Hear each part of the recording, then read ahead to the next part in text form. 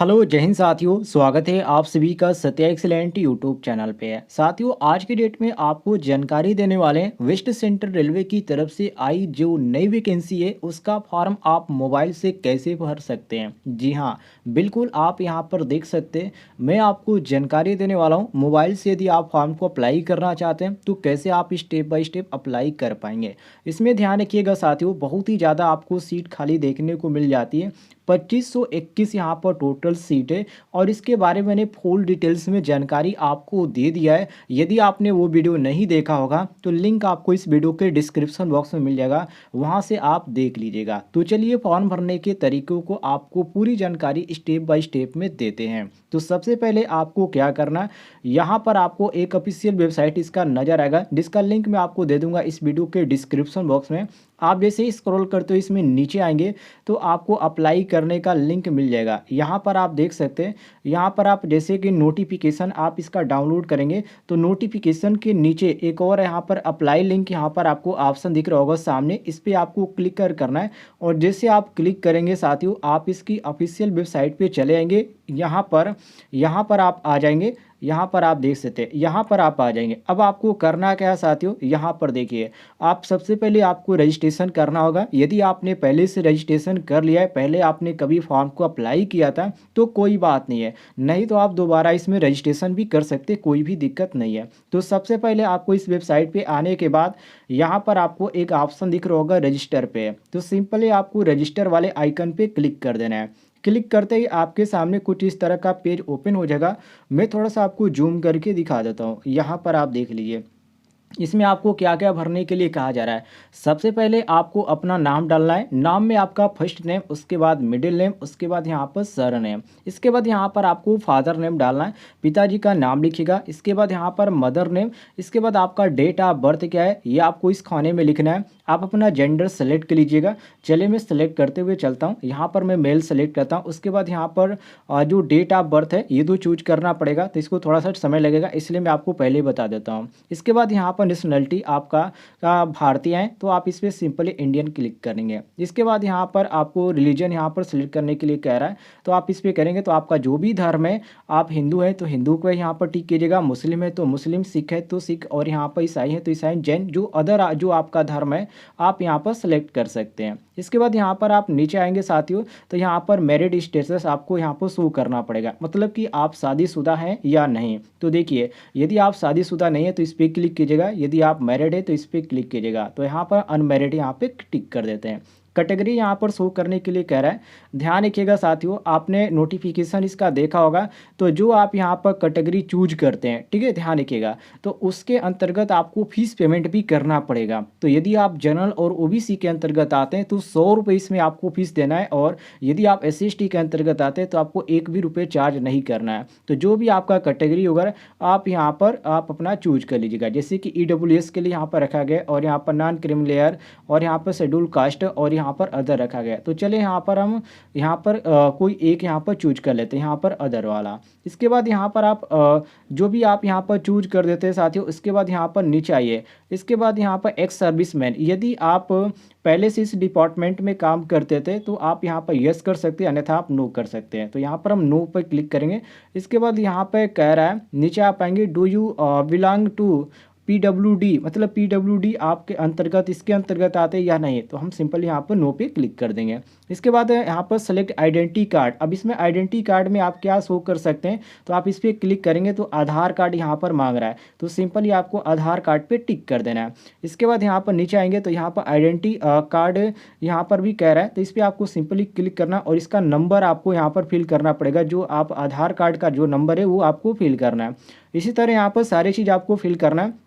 इसके बाद यहाँ पर आप दूसरे नंबर पे देखेंगे तो यहाँ पर आइडेंटिफिकेशन मार्क यहाँ पर कह रहा है, मतलब कि आपका जो यहाँ पर मार्क है वो आपको यहाँ पर दिखाना पड़ेगा। जैसे कि शरीर पर आपका कोई भी कट टोट है तो उसको आपको दिखाना पड़ेगा। इसमें आपको दूसरे नंबर पे भी यहाँ पर कह रहा है कि आपका जो बॉडी है उस पर कहीं भी कट है तो उसको आपको लिखना है। इसके बाद यहाँ पर मोबाइल नंबर, तो मोबाइल नंबर अपना ऐसा फिल कीजिएगा, वो बिल्कुल सही होना चाहिए, हमेशा एक्टिव मोड में रहे। कहने का मतलब ये है कि जो भी इसके बारे में जानकारी आएगी ऑफिशियली वो डायरेक्ट डायरेक्ट आपके मोबाइल पर ईमेल कर देते हैं या मैसेज कर देते हैं। तो ईमेल आईडी भी बिल्कुल आपका सही होना चाहिए और जो आपका जो यहाँ पर मोबाइल नंबर है वो भी बिल्कुल सही होना चाहिए। इसके बाद यहाँ पर आपको डिवीज़न देखना है, किस डिवीज़न में आप फॉर्म को अप्लाई करना चाहते हैं। तो आपने नोटिफिकेशन डाउनलोड किया होगा तो आपको जानकारी होगा किस डिवीज़न में अच्छी खासी वैकेंसी है और किस डिवीज़न में हमारा ट्रेड दिया गया। यदि आपको जानकारी नहीं तो वेबसाइट पे जाकर देख लीजिएगा या नोटिफिकेशन डाउनलोड करके देख लीजिएगा, जहाँ से मैंने आपको बताया अप्लाई, उसके ऊपर नोटिफिकेशन डाउनलोड करने का लिंक दिया गया था।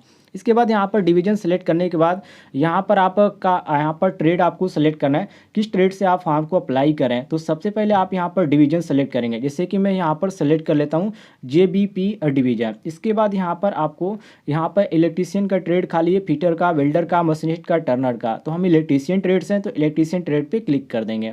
इसके बाद यहाँ पर देखिए साथियों, आपको सबसे पहले यहाँ पर क्या फिल करना है, मैट्रिकुलेशन मतलब कि 10वीं पास।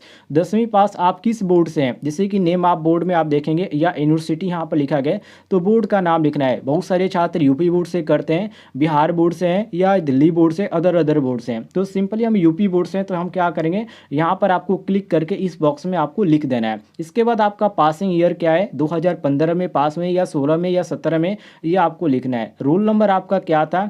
इसके बाद यहाँ पर सर्टिफिकेट नंबर आपका क्या है, इसमें आप कितना यहाँ पर आप किस सब्जेक्ट में यहाँ पर देख सकते हैं, जो यहाँ पर एडिशनल सब्जेक्ट रखा गया उसमें यहाँ पर मार्क आपका क्या है, टोटल मार्क कितना है, ये सभी चीज़ आपको फिल करना है। दूसरे नंबर पे आप देखेंगे तो यहाँ पर ITI कहा जा रहा है। तो ITI आप यहाँ पर जो संस्थान है वो आप किस से किए हैं, मतलब किस बोर्ड से किए हैं। तो आपको सिंपली क्या लिख देना है, इसमें आपको NCBT लिख देना है, ध्यान रखिएगा।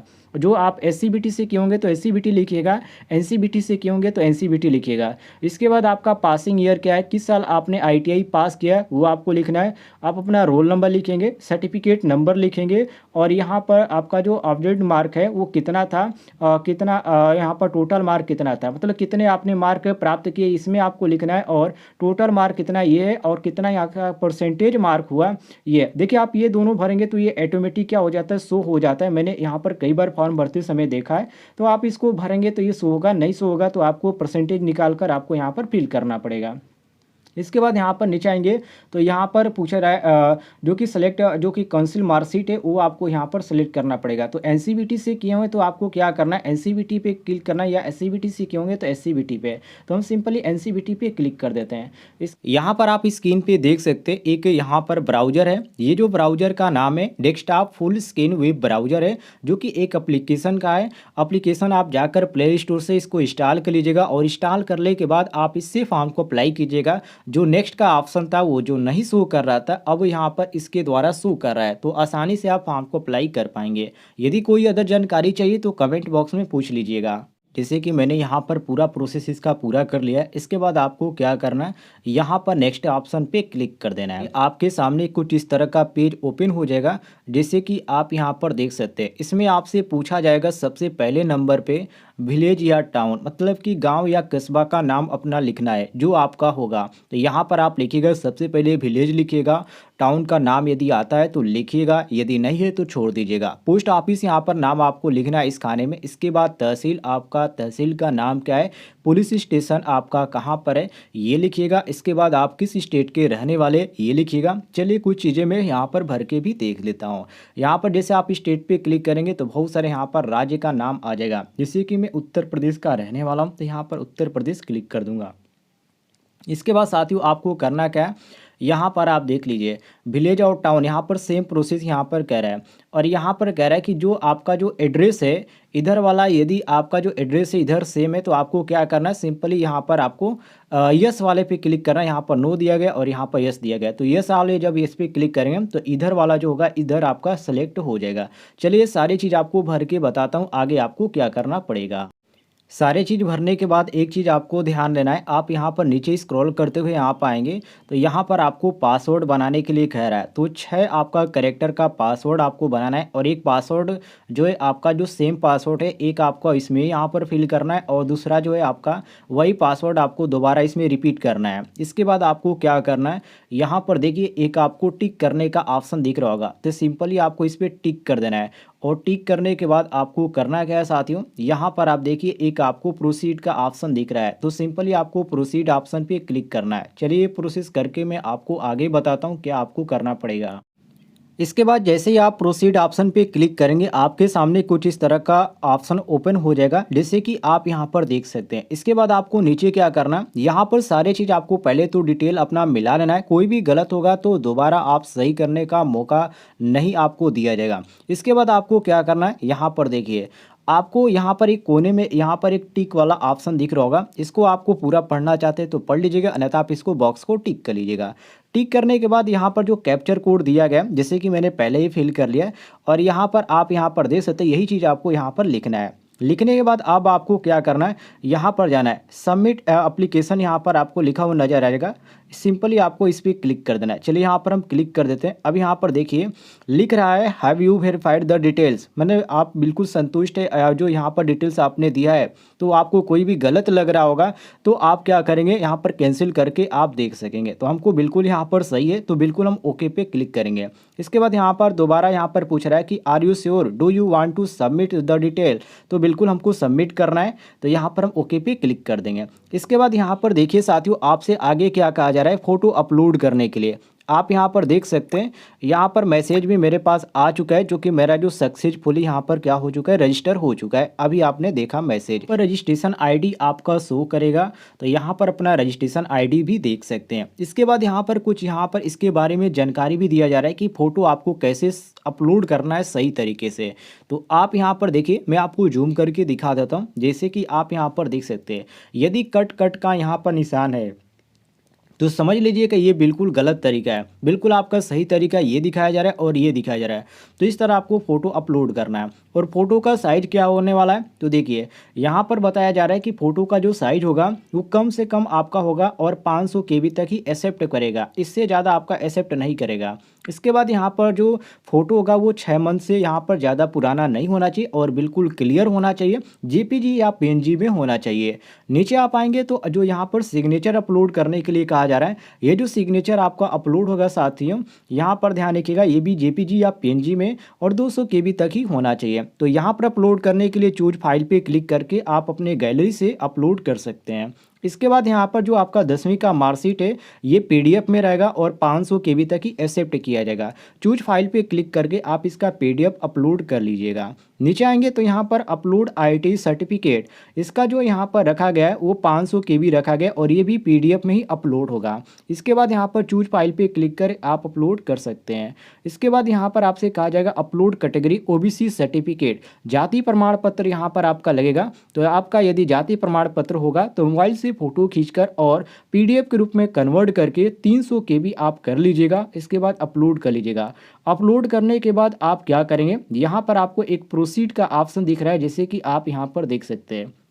यहाँ पर आप जैसे ही क्लिक करेंगे प्रोसीड ऑप्शन पे तो आपका क्या होगा, आपका पूरा जो यदि आपने सही से यदि फिल किया होगा सारे चीज़ तो आपका सबमिट हो जाएगा और वहाँ पर जो साथियों आपका दिखाया जाएगा कि आपका जो रजिस्ट्रेशन है वो बिल्कुल सही हुआ है और आपने सही तरीके से फॉर्म को फिलअप कर दिया है। इसके बाद आपसे कहा जाएगा कि यदि आप प्रिंट करना चाहते हैं तो प्रिंट कर सकते हैं, लेकिन उससे पहले आप ये बात को ध्यान रखिएगा, यदि आप जनरल और OBC के अंतर्गत आते हैं तो 100 रुपये आपको इसमें चार्ज देना पड़ेगा। कितने रुपए, 100 रुपये। और यदि आप SC/ST के अंतर्गत आते हैं तो 1 भी रुपये आपका चार्ज नहीं लगेगा। तो ये जो छात्र हैं उनको इसी के बाद फीस पेमेंट करने का लिंक भी कर दिया जाएगा। तो आप इस तरह कर सकते हैं, आसानी से मोबाइल से फॉर्म को अप्लाई कर सकते हैं, कोई भी दिक्कत नहीं है।